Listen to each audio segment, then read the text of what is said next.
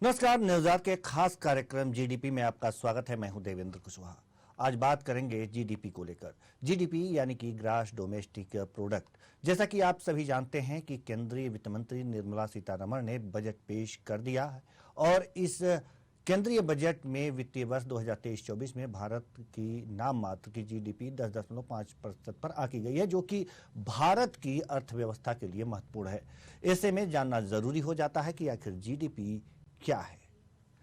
तो इससे पहले कि हम चर्चा की शुरुआत करें, डॉक्टर वी अनंत नागेश्वरन, चीफ इकोनॉमिस्ट एडवाइजर, ने क्या कहा है जरा जीडीपी के बारे में कि भारत की अर्थव्यवस्था कहां जा रही है, इसको सुन लेते हैं। इसके बाद चर्चा की शुरुआत करते हैं।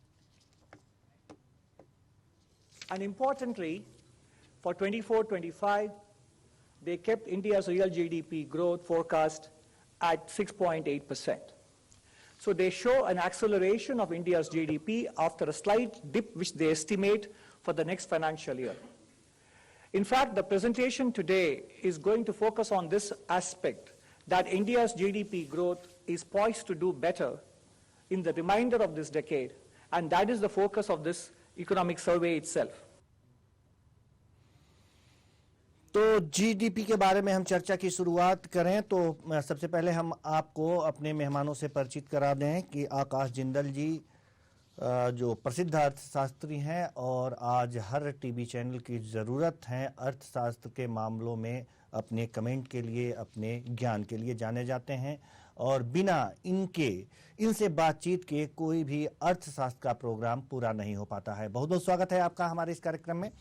साथ ही साथ उचित शर्मा जो वरिष्ठ पत्रकार हैं हमारे साथ जुड़े हुए हैं, बहुत बहुत स्वागत है आपका भी हमारे इस कार्यक्रम में। चर्चा की शुरुआत करते हैं। जैसा कि बजट में कहा गया है कि लगातार ये कहा जाता है कि जीडीपी, आखिर आम लोग इस जीडीपी को नहीं समझ पाते। तो जीडीपी है क्या? आकाश जिंदल जी, हम आपसे पहला ही सवाल करेंगे कि जीडीपी है क्या, आप समझाने का प्रयास करें। जीडीपी का मतलब है ग्रॉस डोमेस्टिक प्रोडक्ट, यानी एक प्रोडक्ट और सर्विसेज का टोटल समेशन है, वो जीडीपी आ जाता है। जितनी भी इकोनॉमिक एक्टिविटी है, जितनी भी सर्विसेज की यूजेज हुई है, जितने भी प्रोडक्ट्स रहे हैं, प्रोडक्ट्स की सेल हुई है, उसका total sum, total economic activity आप कह सकते हैं, उसको इकट्ठा करके हम मानते हैं ग्रॉस डोमेस्टिक प्रोडक्ट।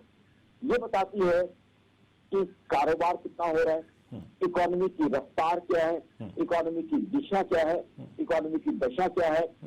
आम भाषा में अगर जीडीपी ग्रोथ अच्छी है तो इसका मतलब ये है कि इकोनॉमी की तरक्की हो रही है, इकोनॉमी की तेजी हो रही है, लोगों की कमाई बढ़ रही है। तो जीडीपी एक तरीके से इकोनॉमिक प्रगति का प्रतीक है, कमाई का प्रतीक है, फाइनेंशियल ग्रोथ का प्रतीक है और सरकार की पॉलिसी सही दिशा में जा रही है। अगर जीडीपी अच्छी जा रही है तो ये भी जीडीपी दर्शाती है। तो ओवरऑल आप कह सकते हैं इकोनॉमिक ग्रोथ का सबसे बड़ा, मैं ये नहीं कहूंगा कि 100% परफेक्ट इंडिकेटर है, जीडीपी में भी कुछ इश्यू आते हैं, बट सबसे बड़ा और सबसे सटीक 100% सटीक नहीं, सबसे सटीक इंडिकेटर इकोनॉमिक ग्रोथ का है तो वो जीडीपी है। जी, जीडीपी मतलब एक तरह से ये जैसा कि आपने कहा, हम मान सकते हैं कि अगर जो देश के लोगों का जीवन स्तर जो है, अगर जो ऊंचा जीडीपी ज्यादा है तो ये माना जा सकता है कि लोगों का जीवन स्तर ऊंचा है, लोग इकोनॉमिकल मजबूत हैं, यानी कि भारतीय अर्थव्यवस्था मजबूत है। लेकिन सवाल यहाँ पर यह है कि आखिर इसको मापने का तरीका क्या है? कैसे ये कहा जाता है कि 10% जीडीपी है, 5% जीडीपी है, तो इसको मापने का तरीका क्या है? हम ये भी आपसे समझना चाहेंगे आकाश जी। जी जिंदल साहब। ये टोटल प्रोडक्ट्स और सर्विसेज का टोटल होता है। अब प्रोडक्ट और सर्विसेज का डेटा लेने के कई तरीके होते हैं। प्रोडक्ट्स मैन्युफैक्चरर से मैन्युफैक्चर होते हैं, तो मैन्युफैक्चरर से डेटा लिया जाता है। सर्विसेज सर्विस प्रोवाइडर देते हैं, उनसे डेटा लिया जाता है। अब जाहिर सी बात है, सर्विस प्रोवाइडर में हर हेयर ड्रेसिंग सलून में जाके जो जीडीपी की एजेंसी है जो कैलकुलेट करती है, चाहे सीएमआई है या और बहुत सी एजेंसीज हैं, वो जाके हर हेयर ड्रेसर के पास ही पूछेंगे भाई साहब कितने लोग बाल कटाने हैं, कितने लोग शेव करने हैं। सिमिलरली हर दुकान पे जाके ये भी पूछा जाएगा कि डॉक्टर कितनी सैलरी बिकी। तो उसके सोर्सेज होते हैं। सबसे पहला सोर्स होता है मैन्युफैक्चरिंग, दूसरा होता है टैक्स कलेक्शन, तीसरा आ जाता है क्रेडिट टेक ऑफ। तो इन सब सोर्सेज से अंदाजा लगाया जाता है कि किस तरह की इकोनॉमिक एक्टिविटी होती है, उससे जो है हम जीडीपी कैलकुलेट करते हैं। जी, उचित शर्मा जी वरिष्ठ पत्रकार हैं, हम आपके पास आना चाहेंगे, आपसे भी कुछ सवाल जरूर लेंगे, इकोनॉमी से संबंधित ही और जीडीपी से संबंधित ही। जैसा कि अभी आकाश जी ने हमें बताया कि जो प्रोडक्ट होता है और सेवाएं होती हैं, प्रोडक्ट जैसे कोई भी कंपनी अगर जो प्रोडक्ट तैयार करती है जी, तो वहां पर दिक्कत ये होती है कि जैसे हमें एक लैपटॉप लेना है और लैपटॉप में प्रोसेसर किसी अदर कंपनी का और भी कीबोर्ड है वो किसी अदर कंपनी का, और सारे चीज़ों को असेंबल किया जाता है। तो जो अंतिम मूल्य ये कहा जा सकता है कि इसके मूल्य प्रोसेसर के मूल्य अलग होंगे और कीबोर्ड के मूल्य अलग होंगे, मदरबोर्ड के मूल्य अलग होंगे। तो अगर जो इसको किस तरह से मूल्य निर्धारित किया जाता है, और जो जीडीपी जो है इसको ये कहा जाता है कि वस्तुओं के मूल्य और ये कह सकते हैं कि सेवाओं को ही जोड़ करके देखा जाता है, तो जीडीपी का आकलन किया जाता है। तो इसमें सवाल सवाल ये उठता है कि अगर एक लैपटॉप है हमारे पास, उसमें भिन्न भिन्न कंपनियों के सामान लगाए गए हैं और उनके मूल्य अलग अलग हैं, तो इस मूल्य का निर्धारण कैसे होता है? उचित शर्मा जी। आज टोटल जो दिन है आपका और मेरे लिए, आज हम दोनों ही स्टूडेंट हैं, आज हमारे प्रोफेसर आकाश जी बैठे हुए हैं, तो नो डाउट आज जो दिन है इनका ही ज्ञान लेना हम लोग की आवश्यकता है, क्योंकि आप और हम दोनों जर्नलिस्ट हैं और हम लोग को बहुत सारे विषय को जानना होता है, लेकिन बहुत महीन जानकारी आपको और हमको नहीं होती। जी जी। तो आज टोटल जीडीपी पे जो आज मैं कहूँगा कि डिबेट है, मैं तो यही कहूंगा कि आपके भी मन में जो क्वेश्चन, जो प्रश्न उठते हो, उसे आकाश जी से ही पूछा जाए। बिल्कुल पूछूंगा, लेकिन अभी जो सवाल आपने किया है वो जहाँ तक मेरी समझ है, मैं जानता हूँ कि किसी भी वस्तु का या सेवा का जो अंतिम मूल्य है वही जीडीपी में काउंट किया जाता है। कि जो अंतिम मूल्य, अगर आप जैसे लैपटॉप का आप उदाहरण दे रहे थे, तो उसको लैपटॉप में कीबोर्ड भी होगा, सॉफ्टवेयर भी होंगे, हार्ड डिस्क भी होगी, मेमोरी कार्ड भी होंगे। तो ये तमाम वस्तुओं को मिला के जो 50,000 की जो आखिरी में आप मान लीजिए HCL का कंप्यूटर बना, तो आखिरी में जो अंतिम मूल्य होता है वो ही उसकी कैलकुलेशन ली जाती है। तो किसी भी वस्तु या सेवा का जो अंतिम मूल्य निर्धारण होता है उसको ही कैलकुलेशन में लिया जाता है, वो हमारा जीडीपी पे काउंट होता है। जी, लेकिन एक सवाल और है कि जीडीपी में एक भौगोलिक क्षेत्र के अंतर्गत तो नहीं कह सकते, लेकिन यह भी होता है आकाश जी, जैसा कि हमें मालूम है, सही है या गलत है इसका निर्धारण आप करेंगे, कि राजनीतिक क्षेत्र के अंतर्गत जो भी प्रोडक्ट उत्पन्न किए जाते हैं उनको इसमें सम्मिलित किया जाता है, उनके मूल्य को सम्मिलित किया जाता है। तो ये राजनीतिक क्षेत्र या भौगोलिक क्षेत्र, इसका थोड़ा सा बड़ा अटपटा सा लगता है, मैं समझना चाहूंगा सर आपसे। क्षेत्र जैसे कोई स्टेट हो गई या राजनीतिक क्षेत्र, अब देश को कह रहे हैं। अब इसमें तो ये हो गया कि जितने प्रोडक्ट जी और वहां पे बिके हैं कंज्यूमर, दूसरे सर्विसेज। अब सर्विसेज में कौन सी सर्विस आ गई? मान लीजिए बीपीओ के थ्रू गुड़गांव में बैठे हुए बीपीओ के कर्मचारी यूएस में किसी को सर्विस दे रहे हैं, लेकिन वो सर्विस जो है जहाँ से दी जा रही है वो गुड़गांव में है, गुरुग्राम में है, तो वो हमारे देश की जीडीपी में ऐड होगा। हालांकि उसका जो यूटिलाइजेशन है वो न्यूयॉर्क में बैठ के या जर्मनी में बैठ के या सिडनी में बैठ के कोई कर रहा है, क्योंकि वो सर्विस यहाँ पे ओरिजिनेट हुई है, तो वो हमारी जीडीपी में ऐड होगा। तो बेसिकली अब ज्योग्राफिकल एरिया, तो जो एरिया की बाउंड्रीज हैं वो तो राजनीति तय करती है, चाहे डोमेस्टिक राजनीति हो चाहे ग्लोबल राजनीति हो। तो बेसिकली हम राजनीतिक जो है बाउंड्रीज के हिसाब से ही कंट्री को या स्टेट को नापेंगे, क्योंकि अब राजनीति तय करती है कि किसी स्टेट के से एक अलग स्टेट निकल जाती है, डीमर्ज हो जाती है। राजनीति ही डिसाइड करती है, राजनेता ही डिसाइड करते हैं कि कौन सी स्टेट यहाँ रहनी है, किस स्टेट के अंदर से एक छोटी स्टेट निकलनी है। कई बार हमने देखा है। तो इसमें जो है पॉलिटिकल बाउंड्रीज स्टेट की या एक कंट्री की, उसके अंदर जो भी प्रोडक्शन सर्विसेज है और सर्विस वहां बैठ के अगर मैं 7 समुंदर पार सर्विस भी दे रहा हूं तो वो यहाँ के जीडीपी के अंदर ऐड होगी। दूसरा, हमारे मित्र ने बखूबी बताया, बहुत अच्छे तरीके से बताया कि जो फाइनल प्राइस है वो जीडीपी में आ जाती है। और उसमें क्या है, थोड़ा आगे मैं बता दूं उसकी डिटेल। उसमें क्या है, जीडीपी में कॉन्ट्रीब्यूशन किस चीज का आया। अभी इन्होंने ही give a very nice example, बहुत बढ़िया एग्जांपल दी इन्होंने लैपटॉप की। अब इन्होंने लैपटॉप की फाइनल प्राइस को बताया, बिल्कुल वही है, लेकिन उसके अंदर कॉन्ट्रीब्यूशन क्या क्या आ गया।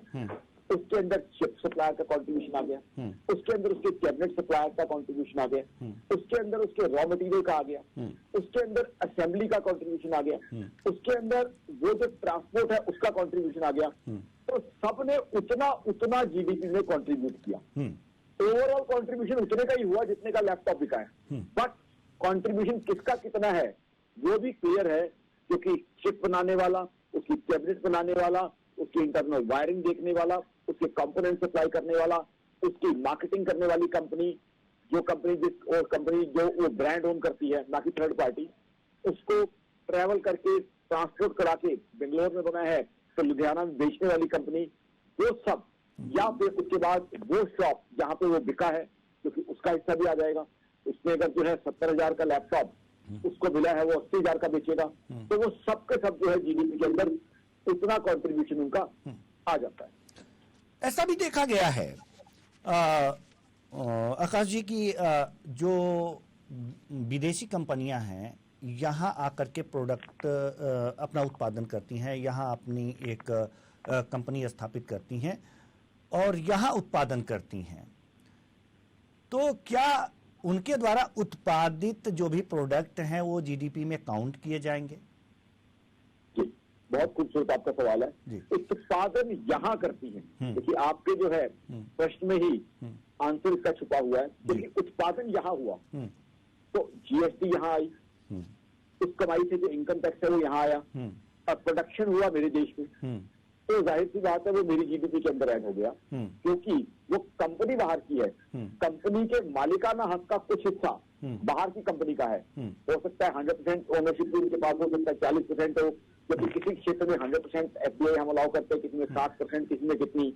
तो मालिकाना हक जो है उसका न्यूयॉर्क में बैठे हुए व्यक्ति के पास हो सकता है, टोक्यो में बैठे हुए व्यक्ति के पास हो सकता है, बट क्योंकि मेरे देश के अंदर बनी है, वो प्रोडक्ट नोएडा में बना है, उसके ऊपर जीएसटी भी यहाँ आएगी, जो कमाई है इनकम टैक्स की वो भी यहाँ, जो टैक्स है वो भी यहाँ दिया जाएगा, तो वो मेरी जीडीपी के अंदर ऐड होगा। और इवन ये भी है, अगर टोक्यो का कोई शख्स आके, टोक्यो की कंपनी नोएडा में आके मैन्युफैक्चरिंग करती है, और वो जो मैन्युफैक्चर्ड आइटम है वो अल्टीमेटली एक्सपोर्ट होनी है दुबई को, तब भी जीडीपी मेरी में आएगी वो जी। लेकिन एक बनाने वाला बाहर से है, कंज्यूम करने वाला बाहर है, लेकिन बनी मेरे यहाँ है, तो ये जीडीपी में ऐड होगी वो। लेकिन जो कंपनियां विदेश से आती हैं, एक सवाल और हम करना चाहेंगे इससे संबंधित, जो विदेश से कंपनियां आती हैं वो प्रॉफिट तो कमाती हैं, तो प्रॉफिट तो अपने यहाँ ले जाएंगी, तो फिर इससे क्या मतलब जीवन स्तर जो जीडीपी में काउंट होना, क्या मतलब उनका जो लाभ है, लाभांश है, उसको भी काउंट करेंगे क्या हम अपने जीडीपी में? जी जी जी जी, बहुत अच्छा सवाल है ये। अब विदेश की कंपनी यहाँ आती है, अब कोई विदेश की कंपनी यहाँ आती है, मैं किसी कंपनी का नाम नहीं ले रहा, वो बर्गर बना के यहाँ बेचती है, तो सबसे पहले तो वो बन खरीदती है मेरे यहाँ की कंपनी से, उसके बाद वो आलू खरीदती है मेरे यहाँ के आलू के सेलर से, या मेरे जो किसान भाई ने, मेरे अन्नदाता ने पैदा किया है, उसके बाद वो जो टोमेटो सॉस का पाउच देती है वो मेरे यहाँ से किसी और कंपनी से खरीदती है। उसके जो कर्मचारी हैं जो उस बर्गर को बनाते हैं और बेचते हैं वो हिंदुस्तानी है। उसका जो फ्रेंचाइजी है, उस कंपनी का तो ब्रांड नेम है, वो जो बड़ी बर्गर बनाने वाली कंपनी है, उसके जो फ्रेंचाइजी हैं वो हिंदुस्तानी है। वो जो कंपनी अपने बर्गर को पॉपुलराइज करने के लिए ऐड करती है, वो एडवर्टाइजिंग एजेंसी हिंदुस्तानी है। जिस न्यूज चैनल पे चलाती है ऐड, वो न्यूज चैनल मेरे देश का है, वो अखबार मेरे देश का है। उसके बाद जो कमाई करती है, जो वो सेल करती है, सेल के ऊपर जीएसटी वो मेरे देश को मिलती है। उसकी जो कमाई है उस पर इनकम टैक्स मुझे मिलता है, मेरे देश को मिलता है। अब रह जाता है मुनाफा। मुनाफे में से ये होता है कि कितना वो रिपेट्रिएट कर सकती है। अब मुनाफे का हक तो देखो उसका है क्योंकि पूंजी उसकी है, बट आपने देख लिया कि कितने लेवल पे उन्होंने मेरे देश के कर्मचारी, मेरे देश का आलू सप्लायर, मेरे देश का बन सप्लायर, मेरे देश का सॉस सप्लायर, मेरे देश का एडवर्टाइजर, मेरे देश का न्यूज चैनल, सबको जो है वहां पे यूज किया गया। जीएसटी इनकम टैक्स मेरे देश को आया। वो एक रेस्टोरेंट खोलती है, रेस्टोरेंट का किराया देती है, रेस्टोरेंट का ऑफर वो मेरे देश का है। वो रेस्टोरेंट का जो ओनर है उस पैसे देते प्रॉपर्टी टैक्स देता है, वो मेरे यहाँ की सिविल बॉडी को जाएगा। दिल्ली में है तो एमसीडी को जाएगा। तो कहीं ना कहीं तो फायदा तो मुझे मिल रहा है। हाँ, इतना जरूर है कि पूंजी उसने लगाई है तो प्रॉफिट का कुछ हिस्सा वो अपने देश ले जा सकता है, रिपेट्रिएट कर सकता है उसे।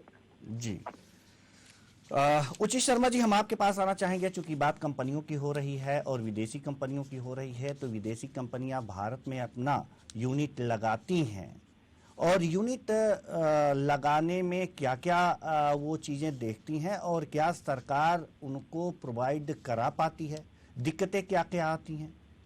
जी उचित शर्मा देश का अच्छा है तो नो डाउट वहाँ पे काम करने का माहौल अच्छा है, सरकार की पॉलिसी अच्छी है, इलेक्ट्रिसिटी की व्यवस्था अच्छी है, लोग अच्छे हैं, वहाँ पे काम करने का एटमॉस्फेयर अच्छा है। ये सब चीजें देख के भी जो अट्रैक्ट होता है, इन्वेस्टमेंट हमारे देश में आता है, प्रोडक्शन में इन्वेस्टमेंट आता है। सरकार की पॉलिसी के ऊपर बहुत डिपेंडेंस, सरकार से सरकारी जमीन अलॉट कराने में, सरकार की टैक्स व्यवस्था में, सरकार की सिस्टम क्या है, सरकार की पॉलिसी क्या है, फॉरेन इन्वेस्टमेंट जब आता है हमारे यहाँ, तो ये सब चीजें कंपनियां देखती है कि वो इन्वेस्टमेंट जो कर रहा है वो उससे फ्रेंडली है कि नहीं। ये तमाम वो चीजें कि वहाँ पे हड़तालें तो नहीं हो रही, वहाँ मजदूर की समस्या तो नहीं है, पानी की समस्या तो नहीं है, गवर्नमेंट की पॉलिसी फेवरेबल है कि नहीं। तो सरकारी पॉलिसी बहुत मायने रखती है किसी भी फॉरेन इन्वेस्टमेंट के आने के लिए। उदाहरण के तौर पे जो जैसे नोकिया की कंपनी ने हमारे यहाँ प्लांट डाला था, एलजी ने प्लांट डाला है, टोयोटा ने आके प्लांट डाला, बहुत सारे पहले पार्ट टोयोटा के हमारे यहाँ इम्पोर्ट होते थे, अब वो खुद ही मैन्युफैक्चरिंग होने लगे। तो वो जो वर्किंग एटमॉस्फेयर है किसी भी देश का, वो पूरे के पूरी वैश्विक इमेज बनाता है कि जिस देश में जीडीपी अच्छी होगी मतलब वहाँ रोजगार अच्छा है, प्रोडक्शन अच्छा है, सरकार की पॉलिसी अच्छी है, लोगों में बहुत फ्रेंडली है, वर्किंग एटमॉस्फेयर अच्छा है। वर्तमान में ये स्थितियां कैसी स्थितियां हम एटमॉस्फेयर दे पा रहे हैं विदेशी कंपनियों को जहां यहाँ पर आकर के यूनिट लगाएं, हम यही जानना चाहते हैं आपसे। देखिए, हम लोग तो इन्वेस्टमेंट मीट कराते ही है, हम उनको करते हैं, हम कोशिश करते हैं कि तमाम प्रदेश, आपने देखा इंडिविजुअल स्तर पे भी और राष्ट्रीय स्तर पे भी तमाम इन्वेस्टर मीट होती है। तो वो पॉलिसी में किसी हर व्यवसाय की अपनी अपनी अलग अलग जरूरतें और अपनी अलग अलग अपेक्षाएं रहती है। आप किसी भी एक जरूरत अपेक्षा है और जो सरकारी नियम कायदे कानून है सबके लिए अलग अलग है।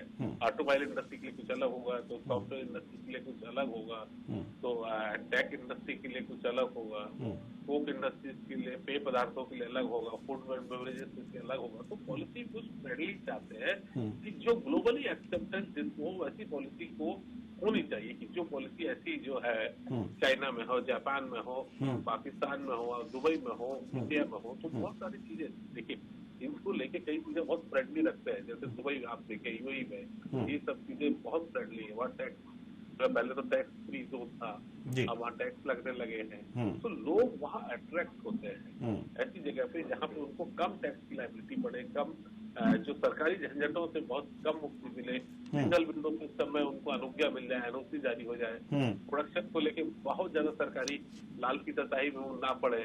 तो वो ये तमाम चीजें फॉरेन के इन्वेस्टमेंट देखते हैं, उसके बाद फिर शहर वो अपनी इंडस्ट्री में इन्वेस्टमेंट बढ़ाते हैं। वो थोड़ा सा कैपेसिटी का बढ़ाएंगे, फिर बड़ा बढ़ाएंगे, एटमॉस्फेयर अच्छा रहा तो फिर उन लोग बल्क में इन्वेस्टमेंट होते हैं, प्लांट डालते हैं, फिर यहाँ का प्रोडक्शन करते हैं। ये तमाम चीजें मायने रखती किसी भी फॉरेन इंडस्ट्री को यहाँ इंडिया में लाने में। जी आकाश जिंदल जी, हम आपके पास आना चाहेंगे और जानना चाहेंगे कि एमएसएमई सेक्टर में जो लघु सूक्ष्म लघु और मध्यम उद्योग लगाए जा रहे हैं, इनका जीडीपी में योगदान क्या है और क्या अगर जो इन पर ज़्यादा ध्यान दिया जाए तो हमारी इकोनॉमी और ग्रो करेगी और जीडीपी में बढ़ोतरी हो सकती है? बिल्कुल। MSME, medium and small enterprises हमारे देश की इकोनॉमी की बैकबोन है, रीढ़ की हड्डी है। ये बहुत इंपॉर्टेंट है। हमारे छोटे शहरों में, टीयर 3 सिटीज में, टीयर 4 सिटीज में, बड़े गांव देहात में, वो जो कारखानेदार भाई है, हमारा कारखाना खोला हुआ है उसने, जहाँ 12, 15, 18 लोगों को रोजगार देता है, वो कारखाना हमारे लिए बहुत बहुत इंपॉर्टेंट है। बिकॉज ऐसे कारखानों की संख्या बहुत है। वहीं पे जो है उसकी जो कंजम्पशन है, उसका जो कैचमेंट एरिया है वो भी 40-50 किलोमीटर के अंदर ही है। तो वो वही मैन्युफैक्चर करता है, खुद ही उस प्रोडक्ट को मार्केट करता है, और वो एम्प्लॉयमेंट का बहुत बड़ा प्रोवाइडर है। एम्प्लॉयमेंट की प्रोविजन उसके यहाँ बहुत अच्छी है। उसके यहाँ एम्प्लॉय टर्नओवर बहुत कम है। जो कर्मचारी लगा हुआ है वो 15-15, 20-20 साल काम कर रहा है उसके यहाँ। फिर वो भी अब जो है, क्योंकि जब से जीएसटी आया है तो टैक्स नेट में पूरी तरह आया हुआ है, वो भी जीएसटी भी दे रहा है, इनकम टैक्स भी दे रहा है, तो वो टैक्सेस के अंदर बहुत बड़ा कंट्रीब्यूट कर रहा है। हालांकि देश में ऐसी एक दो गतिविधियां हुई हैं जिसके चलते हुए एमएसएमई को तकलीफ हुई है। एमएसएमई को पहले डिमोनेटाइजेशन में तकलीफ हुई, वो उस चीज के लिए प्रिपेयर्ड नहीं था। He was not used to that sort of thing, nor was he that prepared psychologically that all of a sudden this could happen. तो उसको उस नए रिजीम को एडजस्ट करने में, अडॉप्ट करने में कई तरह की दिक्कतें आई। दूसरा, कोरोना के टाइम भी ये दिक्कतें आई क्योंकि कैपिटल बेस उतना बड़ा नहीं था उसका, उतना बड़ा ह्यूज कैपिटल बेस उसका नहीं था। तो कोरोना में भी उसे दिक्कतें आई, all of a sudden lockdown आ गया, तो उसके जो फाइनेंसिस हैं वो बिगड़ गए, वो डिस्टर्ब हुए।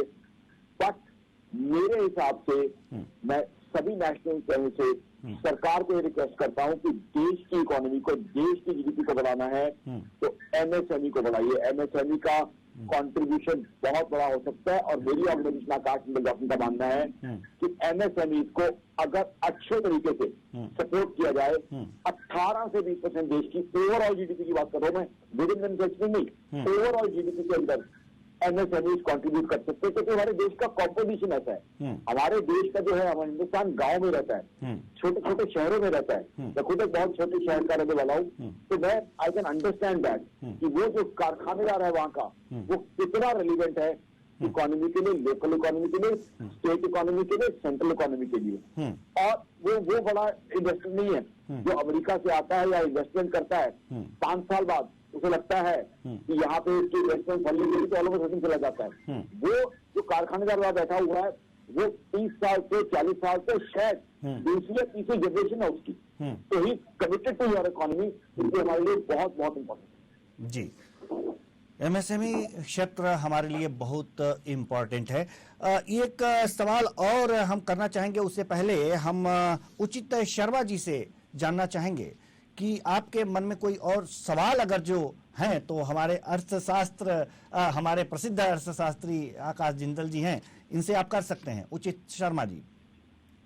आकाश जी, ये हम जीडीपी और जो ये तो हमारा ग्रोथ हुआ, एक जीएनपी भी है, ग्रॉस नेट प्रोडक्शन। तो ये जीएनपी में भी क्या हम बाकी इसमें किसको काउंट करते हैं? एनएनपी की बात कर रहे हैं आप शायद। नेशनल नेट जी एनएनपी मतलब नेट जो है की गणना का क्या फॉर्मूले रहते हैं और इसकी फिजिक्स केमिस्ट्री क्या बोलती है आपकी? देखिए, पैटर्न ऑलमोस्ट सेम है, लेकिन उसके कैलकुलेशन के तरीके डिफरेंट हैं। तो इसीलिए आपको दोनों के अंदर ज्यादातर आपको कोरिलेशन मिलेगा, वो ग्राफ एक ही साइड में जाता है। बट ग्लोबली जो सबसे बड़ा पैरामीटर सेट किया जाता है वो जीडीपी है। क्यों? क्योंकि ग्लोबल बैंक या ग्लोबल डेवलपमेंट एजेंसी जब फंडिंग इन्वेस्टमेंट करती हैं तो वो जीडीपी करती हैं। इसको आसान शब्दों में सर मैं आपके सामने ऐसे रखूंगा, जैसे आज आईएमएफ देखिए, आईएमएफ पाकिस्तान के अंदर उनकी इकोनॉमिक ग्रोथ देख रहा है, साथ ही साथ उनकी जीडीपी मेजर कर रहा है, और उसने क्या कहा है कि अगर मुझे आपने आईएमएफ का प्रोग्राम इंप्लीमेंट करना है, तो उसमें जीडीपी के कॉन्स्टिट्यूएंट्स जैसे इलेक्ट्रिसिटी है और कई चीजें हैं, उनको मार्केट लिंक करना है। तो इसलिए जो है वो जीडीपी ज्यादा इंपॉर्टेंट हो जाती है उस कंट्री की स्ट्रेंथ को देखने के लिए। और साथ ही साथ जैसे आईएमएफ जो पाकिस्तान में कर रहा है, वो ये भी इंश्योर कर रहा है कि कल को उसका पैसा डूबेगा नहीं। तो ऑल सेड एंड डन जो अल्टीमेट मेजर है वो जीडीपी ही है। बट जीडीपी के अंदर एक और बड़ा इंपॉर्टेंट फैक्टर आ जाता है जो कई बार लोगों को कंफ्यूजन रहता है। हमारे मित्र तो बहुत सीनियर पत्रकार हैं, पत्रकारों की तो मैं बहुत इज्जत करता हूँ, पत्रकारों के साथ तो खाना भी खाता हूँ, चाय पीता हूँ, सारा पत्रकारों के साथ ही रहता है मेरा, I have respect for him. But एक और सवाल जो आम आदमी के दिल में रहता है, तो ये पूछा जाता है कि महंगाई इतनी हो गई तो जीडीपी अगर ग्रो कर भी हुई है 6% तो महंगाई 7% है। वो मैं क्लैरिफाई कर दूं, जो जीडीपी का डेटा हमारे पास आता है वो इन्फ्लेशन एडजस्ट करने के बाद आता है। इन्फ्लेशन एडजस्टेड जीडीपी होती है, यानी अगर प्रोडक्ट की कीमत बढ़ गई है तो वो जो है बढ़ी हुई कीमत को सब्ट्रैक्ट करके जो एक्चुअल उसके अंदर ग्रोथ हुई है वो जीडीपी के अंदर ग्रोथ आती है। यानी अगर वो 10 का 10.5 रुपए का वैसे ही हो गया प्रोडक्ट तो उसको हम 5% जीडीपी ग्रोथ नहीं मानेंगे। लेकिन अगर सेल उस 10.5 के बाद जो ऊपर की सेल है उसको हम जीडीपी ग्रोथ मानेंगे। जी, ये एक अंतिम सवाल हम आकाश जी आपसे लेना चाहेंगे कि एमएसएमई की बातचीत चल रही थी, तो अभी जो हमारी भारत की स्थिति है 45% जो एमएसएमई सेक्टर के उद्योग लगाए गए हैं, उद्यम लगाए गए हैं, वो ग्रामीण क्षेत्रों में लगाए गए हैं और 55% शहरी क्षेत्रों में लगाए गए हैं। तो क्या ग्रामीण क्षेत्रों में जिस हिसाब से वहाँ पर लोग रहते हैं, कृषि पे आधारित हैं, क्या अगर ग्रामीण क्षेत्रों में इसको बढ़ाया जाए उद्योगों को, सूक्ष्म उद्योगों को, तो क्या हमारी इकोनॉमी और तेजी से नहीं ग्रो कर सकती? बिल्कुल, बहुत बहुत बढ़िया सवाल आपने पूछा। ग्रामीण क्षेत्र में एमएसएमई को बढ़ाएं, और एमएसएमई कौन सा सबसे ज्यादा बढ़ा सकते हैं? फूड प्रोसेसिंग इंडस्ट्री को। फूड प्रोसेसिंग इंडस्ट्री एक ऐसी इंडस्ट्री है जो हम हिंदुस्तान में बहुत बढ़िया जो है तरीके से कर सकते हैं। जैसे मैं एक एग्जाम्पल देता हूँ, अगर हमारा कोई किसान भाई आलू पैदा करता है तो वहां पे अगर चिप्स बनाने की फैक्ट्री लग जाए तो उसके अंदर जो आलू की वैल्यू एडिशन है उसका फायदा उसे मिलेगा।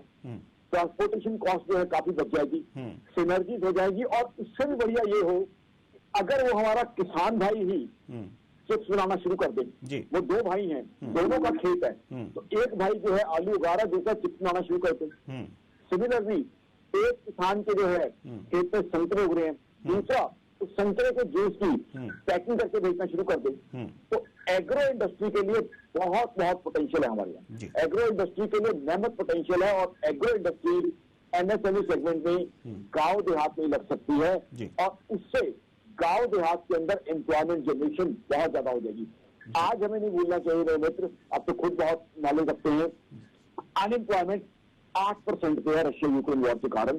तो बहुत ज्यादा हाई है अनएम्प्लॉयमेंट, और बहुत हम देखते हैं कि गांव देहात से माइग्रेशन हो रहा है दिल्ली जैसे बड़े शहरों में, और वो लोग गांव के खुले मकान, खुले ऑक्सीजन वाले एटमोस्फेयर को छोड़ के या छोटे छोटे बंद कमरों में आके रहते हैं। तो अगर गांव में भी हम गांव में ही उन भाइयों को रोजगार दे दें तो वो वहां के वहां रहें। जो शहरों के अंदर माइग्रेशन हो रही है वो जो है, या कंजेस्टेड बस्तियां बढ़ रही है, वो नहीं होगा। तो अगर हम एमएसएमई को गांव देहात में बढ़ा दें काफी बढ़ेगी, और वो सेंट्रल एक्सचेकर और स्टेट एक्सचेकर में भी कंट्रीब्यूटर होंगे, और साथ ही साथ फूड प्रोसेसिंग का बहुत बहुत बड़ा स्कोप हमारे देश में है। प्रोसेस फूड इंडस्ट्री हम गांव देहात में लगा सकते हैं। रादर किसान को ही जो है हम इंडस्ट्रियलिस्ट बना सकते हैं। किसान जो है उगाए, उसका बेटा या उसकी बेटी उसको पैकेज करे, उसको प्रोसेस करे, उसका भाई उसको पैकेज करे, प्रोसेस करे। तो जो हमारे अन्नदाता की शिकायत होती है कि भाई मेरी कमाई कम है, वो शिकायत की स्कीम दूर कर सकते हैं। ठीक है सर, बातें तो अभी और हैं, अभी तो सिर्फ बातें की गई हैं उद्योगों के बारे में, उत्पाद के बारे में, सेवा क्षेत्र के बारे में अभी बातें बाकी हैं, लेकिन समय इजाजत नहीं देता कि हम इस चर्चा को और आगे बढ़ाएं। बहुत बहुत धन्यवाद दोनों मेहमानों का, आप आए और इस चर्चा में हिस्सा लिया। तो कुल मिलाकर के ये देखा जा रहा है कि जीडीपी है क्या, वास्तव में वस्तुओं का अंतिम मूल्य और सेवाओं के मूल्य को ही अगर जो कैलकुलेट करके देखा जाता है तो वो ही जीडीपी होता है जो देश के नागरिकों के जीवन स्तर को परिलक्षित करता है। और हम तेजी से आगे बढ़ रहे हैं। अगले जीडीपी के अगले अंक में हम आपको सेवा क्षेत्र के बारे में बताएंगे कि वो सेवा क्षेत्र से कैसे कैलकुलेट किया जाता है और क्या होता है जीडीपी। फिलहाल इस कार्यक्रम में इतना ही। मुझे दीजिए इजाजत। नमस्कार।